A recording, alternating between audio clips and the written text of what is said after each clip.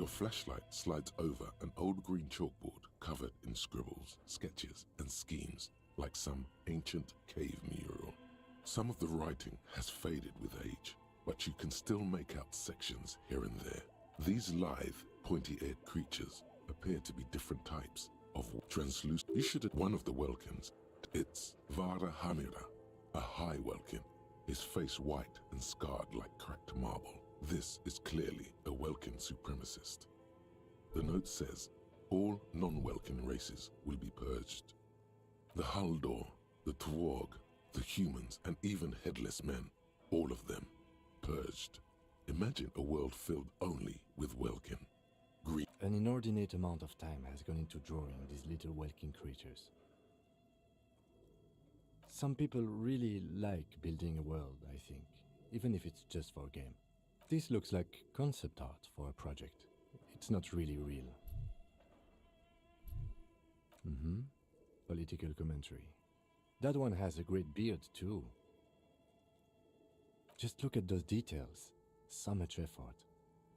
The photo collage depicts barren, icy landscapes wrapped in perpetual night. You see permafrost and glacial landforms, dead trees grown in under the snow. Entire oceans have been frozen from shore to shore. There are pictures of settlements on dried up riverbeds, abandoned in a storm. Animal corpses in the dark, carcasses and bones. You see primitive oil rigs built into glaciers, boreal dvorg, yurts under the snow, great mammoth-like beasts of burden. Albeit dark and cold, this vision also feels cozy in its own way, like eggnog or morphine, a much-needed respite from our own world. A pinned postcard reads, "The heat-death scenario, a desperate fight for geothermal energy engulfs the world as Wirral becomes untethered from its sun. Drift." This is a monthly calendar from the year 50. Cryptic words like sprint, daily minimi, and GPI span the marker-drawn grid, the grand scheme of production and money. It looks a bit like an academic calendar, only much more brutal. Minimi stands for a mini-meeting. It's part of a bigger framework for managing work called RUN. Station 41 tried to implement it a few years ago, but failed. As time goes on, the numbers in the boxes grow rarer and rarer. The board becomes an empty snowfield in the final days. Only failure and regret dwell in this region. Looks like they didn't make it. A note in the bottom left corner of the chalkboard says, "See the prod schedule filament for details." The handwriting is only partly legible, but you can still make out 3 slogans: Call in, Tune Out, Wirral Untethered, and Heat Death of the Universe. The full text reads, "Heat Death of the Universe is the new black." Another note says, "The biggest advancement in role-playing systems since the 30s.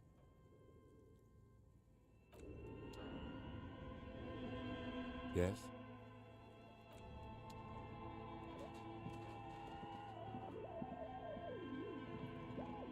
This old fireplace is covered in lines drawn in blue and red marker, the mesh spreading over the stone like blood vessels on alabaster skin. It looks ghostly and strangely ancient.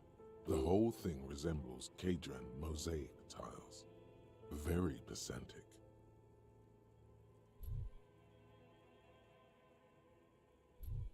History classes, students with their textbooks open, studying the roots of our civilization. Those aquarelle blue tiles looked beautiful in the sun.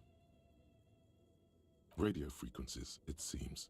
UKV 123.6, UKV 123.7, UKV 123.9. Some written notes, too. Sparse and cryptic. Unclear. It looks like a cardiovascular system split into veins and capillaries. Very advanced. You think so? The web is comprised of radio stations, all lead back to one red heart, titled the Game Master Frequency. A note says, this one can listen in on any station it wants. They must have had massive airwidth. These things don't come cheap.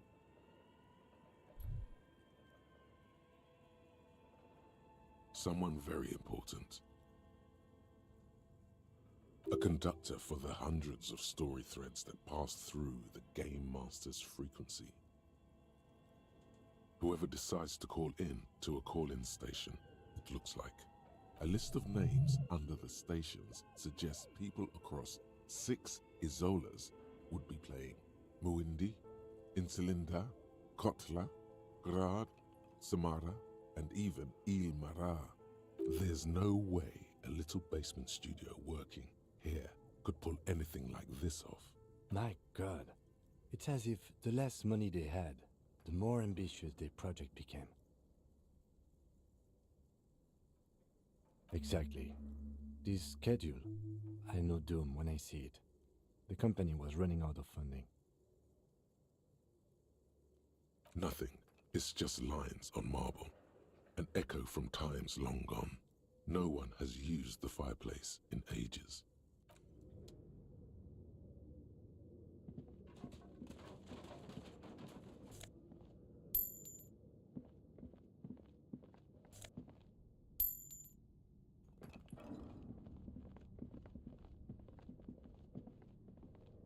This appears to be some kind of machine with a cube-shaped heart and a wired framework. The keyboard has a rectangular on-off button. A piece of paper still hangs from the printer.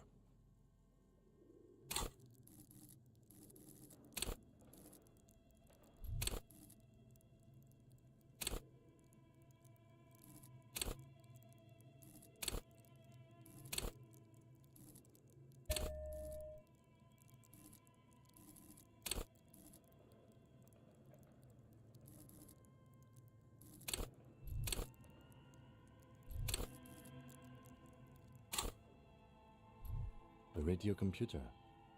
Just sitting here without anyone inside. What he means is that these things cost money. Why would anyone just leave it behind? This is the Ream Civic radio computer, model RC5120, equipped with a Feld mainframe and a Ream-compatible printer. We have one of these down at the station, but I never really learned how to use it. It's empty like a beehive without its brood. Some cables have been left dangling, disconnected. This is where the memory should go.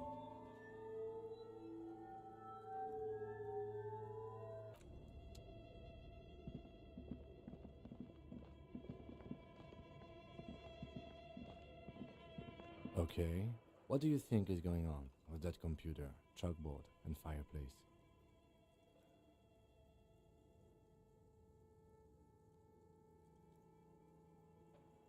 No, that's not it. I think... Like he's ready to lay out a fine theory, crafted together like a puzzle box. It looks like one of those popular pen and paper role-playing games. Only these people were trying to automate it, make it work on radio computers. Indeed, those Welkins are a dead giveaway. Role-playing people love that stuff. The world looks like a modified version of the WeWorld board game, with hit death thrown in. Super cool. Someone should give them millions of real immediately. This game is too good to be left unfinished. Through call-in stations, none of the players have to be physically present. Anyone in the world can participate in the game, as long as they have a two-way radio. Then there's the Game Master frequency that listens in on the smaller call-in stations. I think that was supposed to coordinate the stories, functioning as a master of ceremonies of sorts. Coordinating so many games would take a whole switchboard of people, possibly divided into sub-frequencies. Not to my knowledge. They make automated games in Grad, Messina, Königstein. You know, places with industry. Not in Revachol West, among the ruins. But I don't think anyone has attempted to create an inter-isolary game before. We just don't have the technology. Indeed, it's ambitious and untethered from reality, but...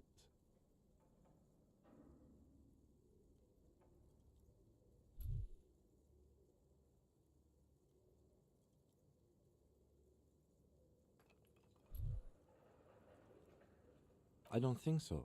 I think they genuinely believed. Okay, let's keep moving.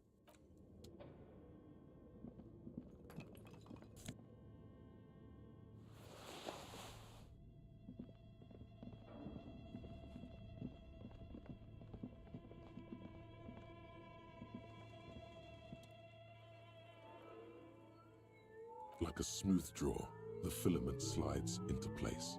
On the keyboard, the play key starts blinking. A bar of fabric right above the keyboard starts producing a soft hum.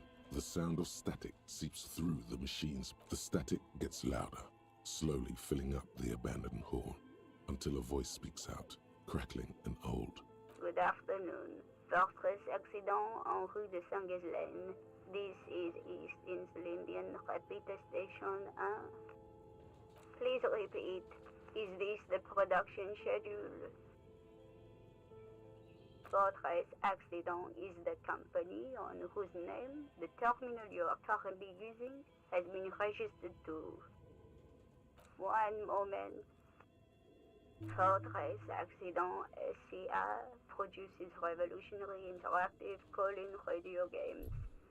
That's what the catalog says. That's not bad.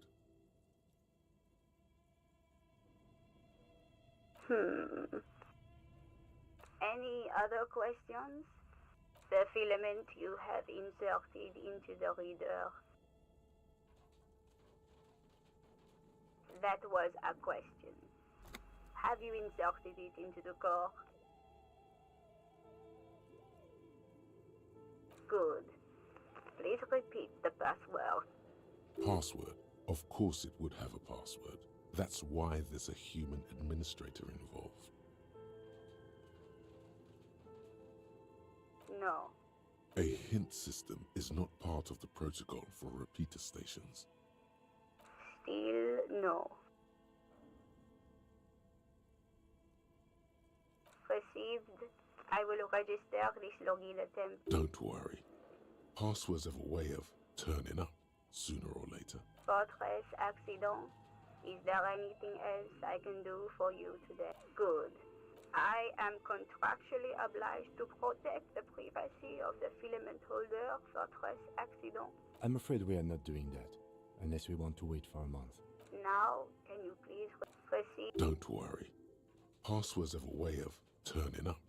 Fortress Accident. Thank you and goodbye.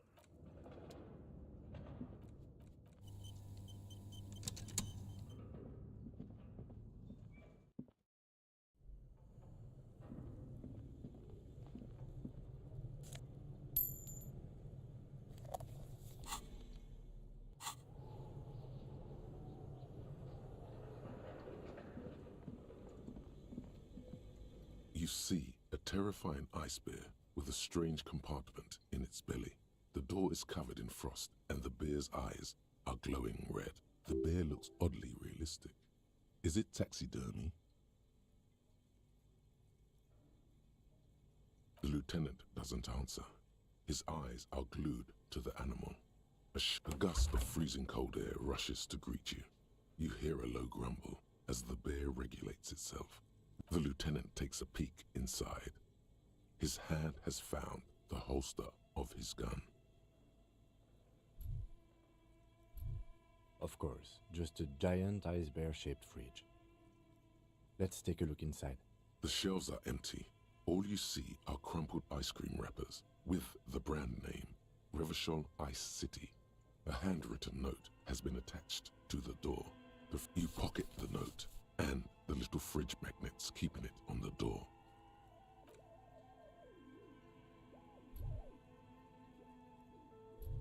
A friendly cartoon bear smiles back at you from a glossy cellophane wrapper.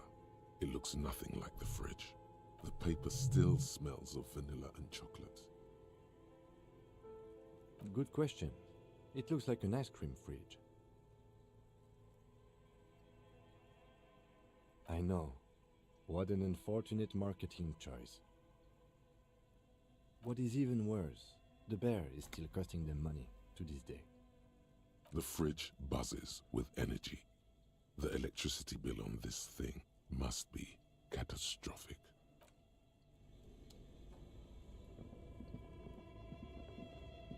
A thick layer of coal dust covers the furnace, coloring it pitch black.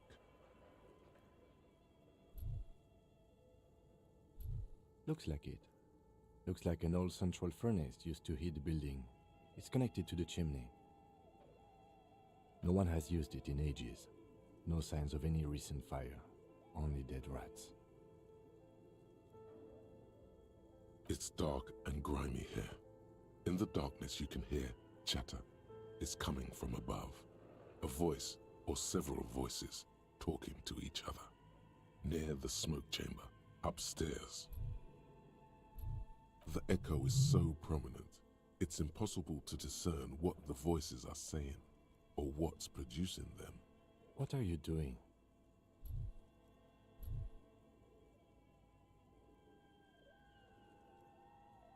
Wait, really? We should investigate, see if someone's upstairs.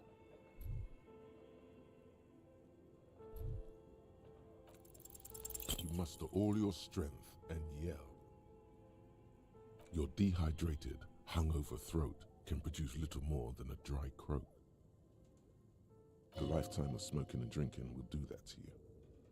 The chatter from the chimney continues on as before. You seem to have made no impression on whatever's up there. Then again, maybe it's worth actually trying something up there. Maybe you should let your voice rest, officer. Try again later.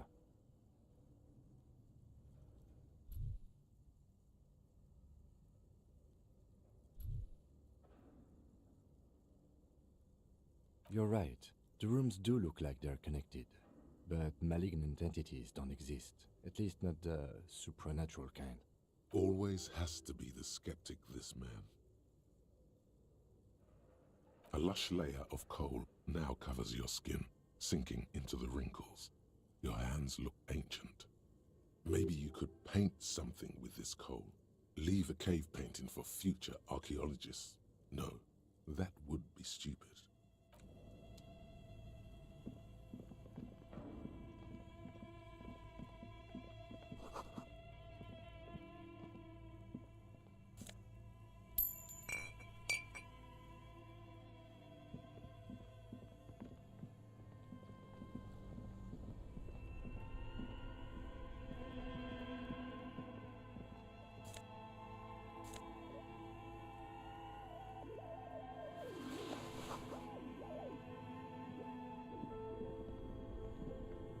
Two cables are plugged into the breaker box.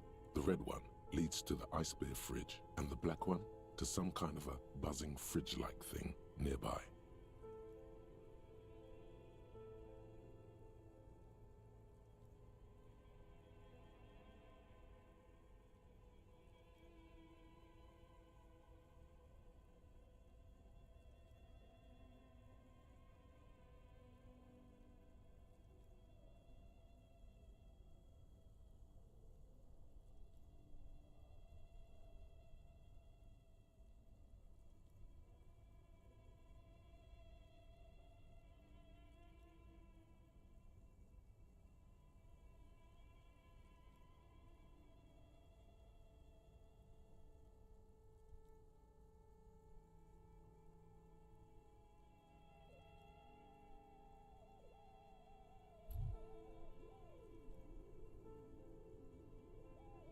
An electric sizzle.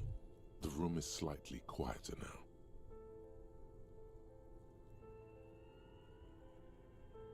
Something close to you dies with a soft electric purr. Why did you do that?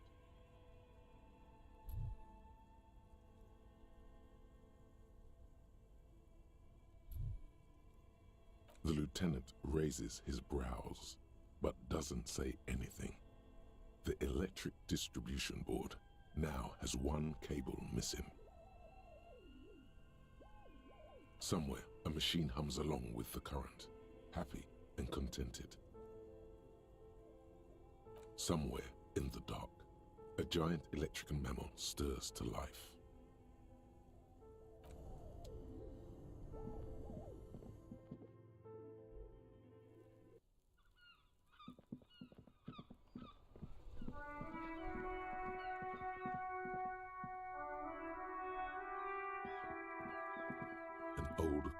box with a matrix of push buttons lists all the companies in the East Delta Commerce Center. East Delta Commerce Center? This must be the name of the doomed commercial area.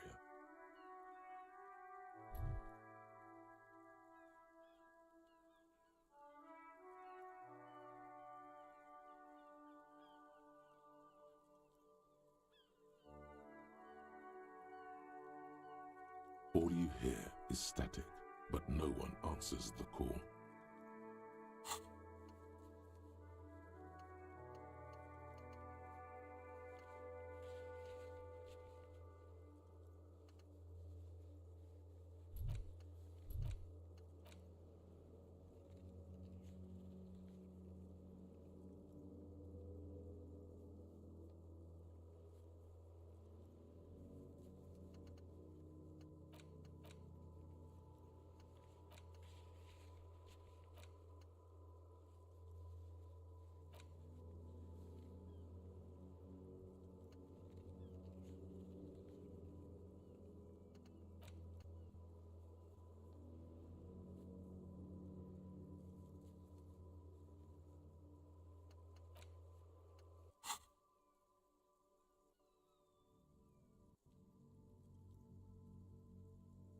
Nothing happens after you ring the doorbell.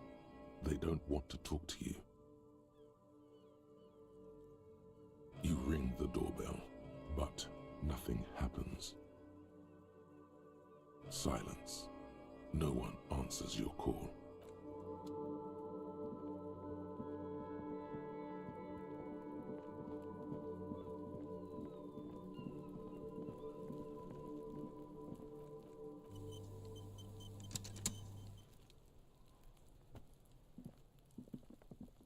There he still is, looking right through you with his white eyes. The body below is entirely dedicated to that corpse smell. Emitting it is all it does now.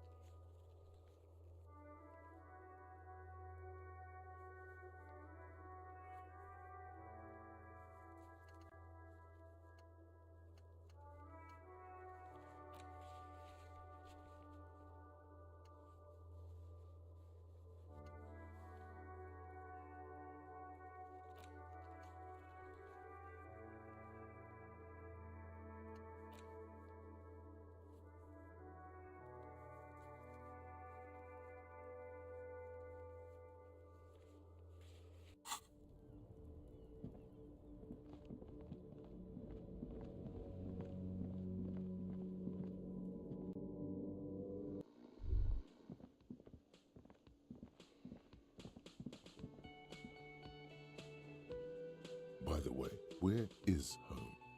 The address is coming up blank, and this place sure isn't it. But you've been at this hostel cafeteria for only 3 nights. Where were you before? You had to be somewhere.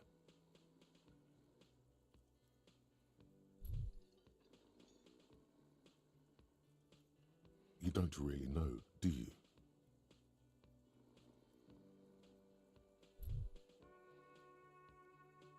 A vague, blackened image doesn't sound like somewhere you can stay if you run out of money.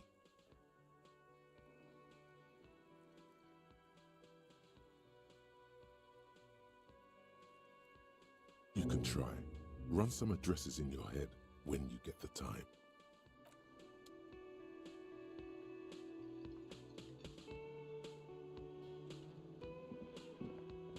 The worker is in a deep slumber.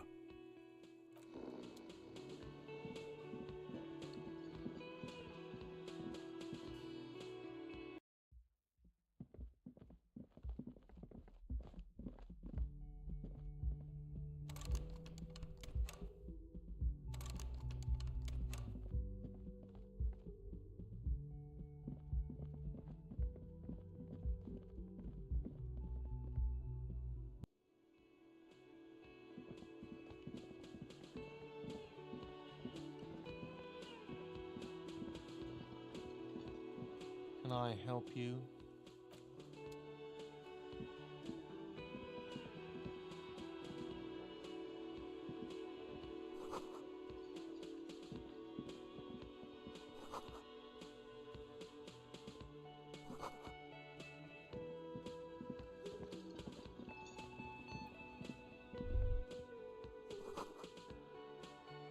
The man ponders his cooking utensils and gives you a little nod, acknowledging your presence. He looks up at you, then looks away quickly, shrugging and muttering something to himself. Shrugging is an international sign for, no, I don't know what's behind that door.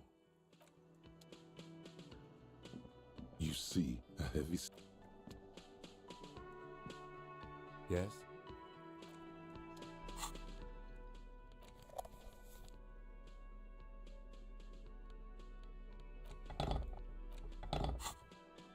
You see a heavy steel door with the cobalt blue surface feels rough to touch. The stainless steel door is flush with its frame on every side. Old cobalt paint, rough on the fingers. 40, 50 years since this was painted maybe. It leads to a side building, adjacent to this one.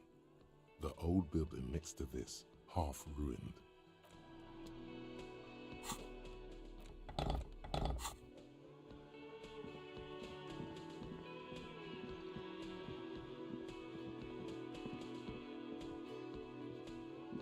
Hello again, sweetie.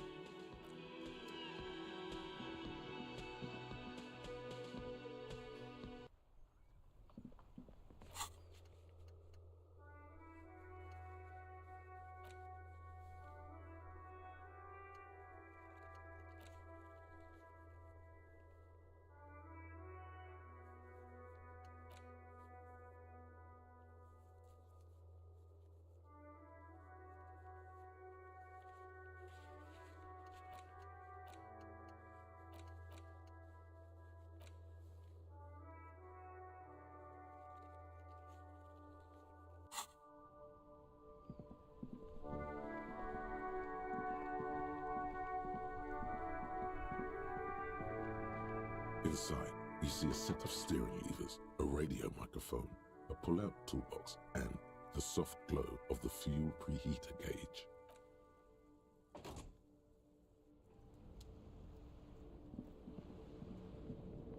I am a gander and a hunter and a gatherer. Feel like a traveler. A simple little cadence.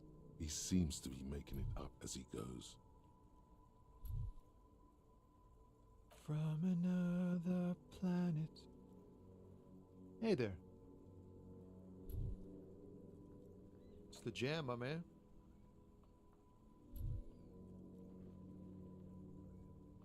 The air from the east is thick with the smell of crude oils, heavy metals and other byproducts of the modern era. You can almost taste it. It's a traffic jam for the ages. Harbor gates up the street are shut tight. No explanation given.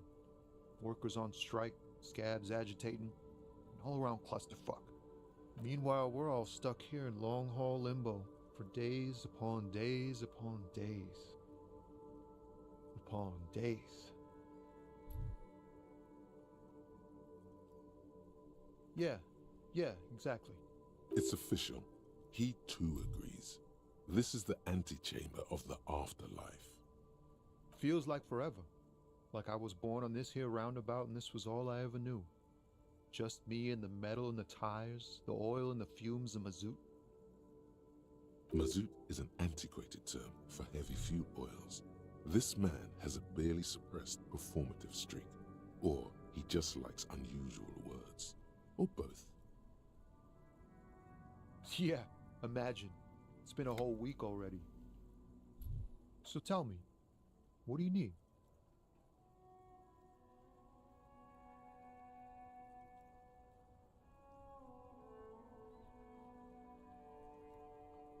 He ain't one of us drivers. I know that. All accounted for. Otherwise, I haven't really asked about that. Been wasting. It's easy to see he's telling the truth. He's kept his nose out of the dark stuff.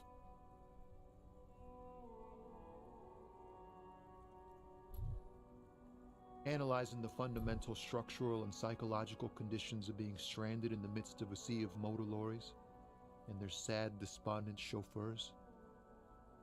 A sense of surprise there ain't more bodies hanging from more trees.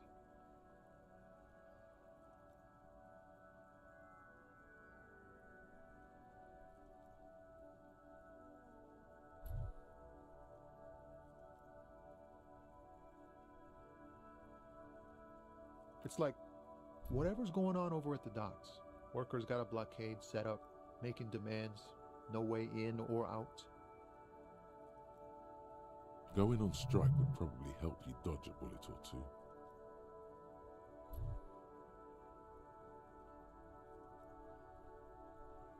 Maybe you should. Cops don't get paid much and the hours are long. Plus, you can get shot. Why not? The RCM is a self-managing organization that operates on donations. We promote our own leaders. It would be like striking against your own mother.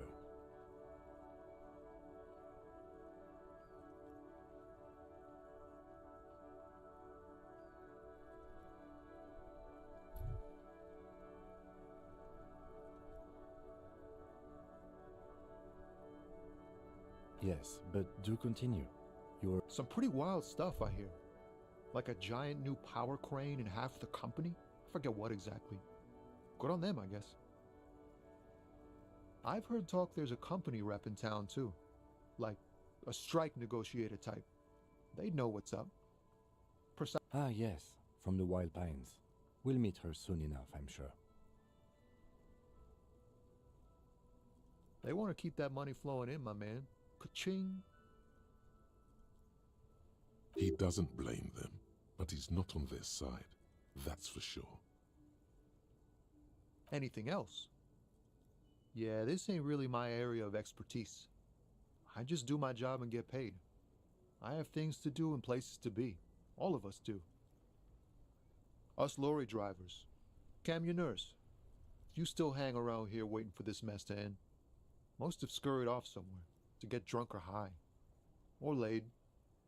Not that I blame them, really. Not my thing. Chasing transient pleasures is a drag these days. I prefer the examined life now. Thinking, reflecting, observing. He tries his best to look nonchalant, but there's a rigidity in him, as if trying to conceal something warm and deep beneath a cool exterior. Don't be a stranger.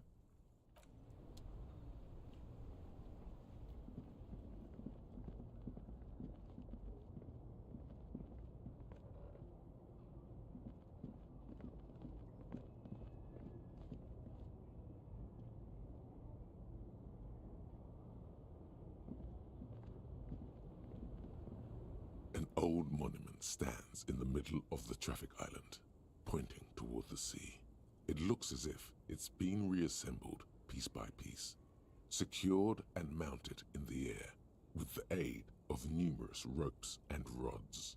A silver plaque on the statue's pedestal reads, "I am Philip III, the Squanderer, the greatest of the Philippian kings of Revachol, son of Philip II, the opulent, father of Philip IV. As you look up, you notice something about the statue. There are some odd indentations on the king's chestpiece. Even by the standards of the Philippian kings, old sumptuous Philip was known for his profligacy.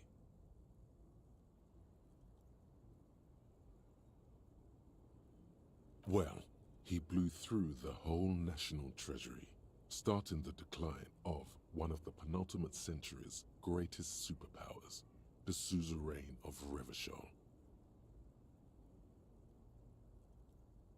His own maladministration foreshadowed the fall of the monarchy during the anti-centennial revolution, an end to his family line and the monarchy on the Insulindian Isola.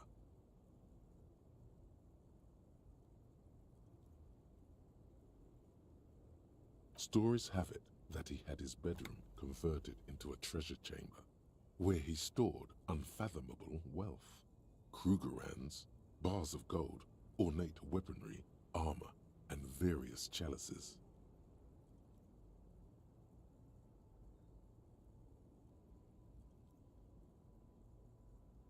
He called it the Sol Auron. It was obscene. There were whispers he slept on a huge pile of gold-dipped feathers, like some obese dragon, instead of a bed, like a normal person.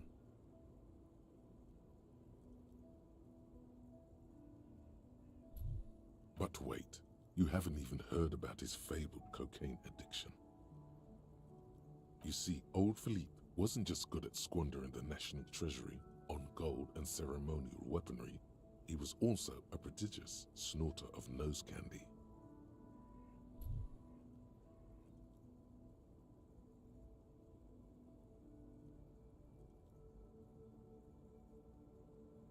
Cocaine.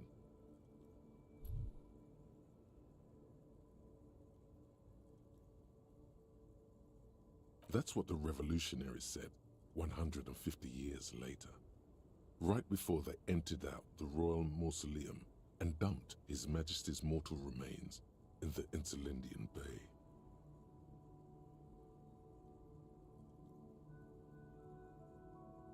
His Majesty's courtiers said it helped him connect with the higher realms.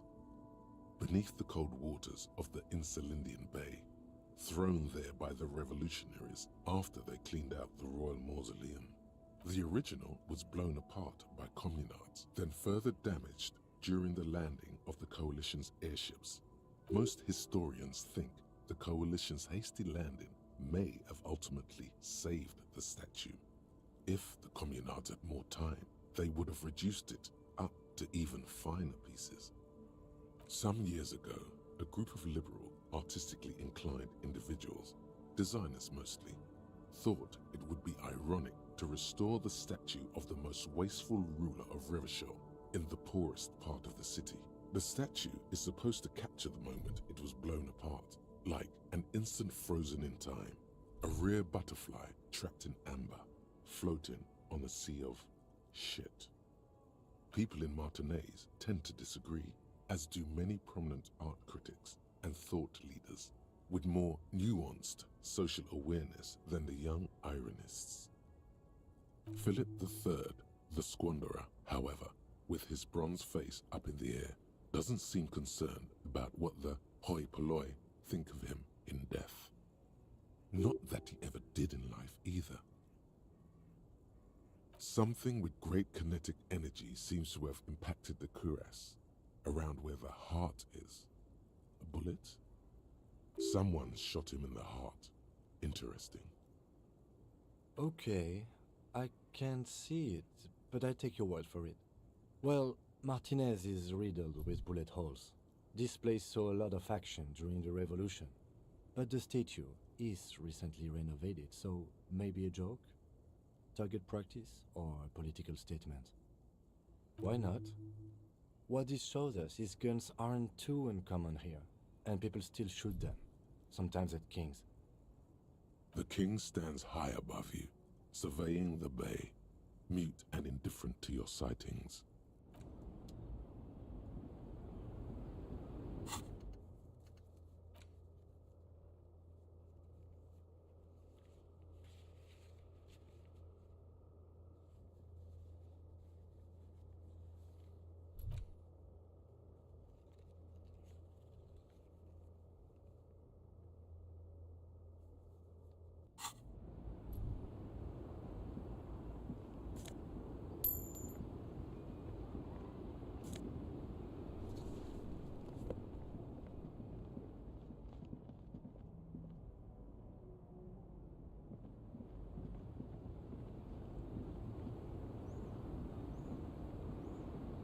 The small, wrinkled woman does not greet you.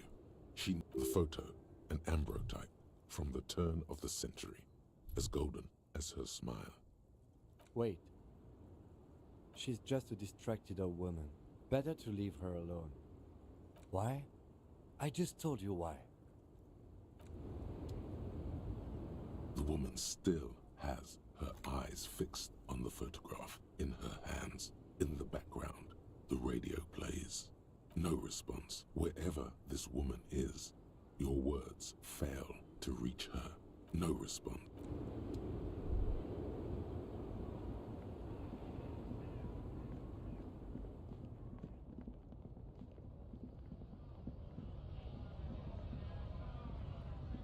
A lorry stuck in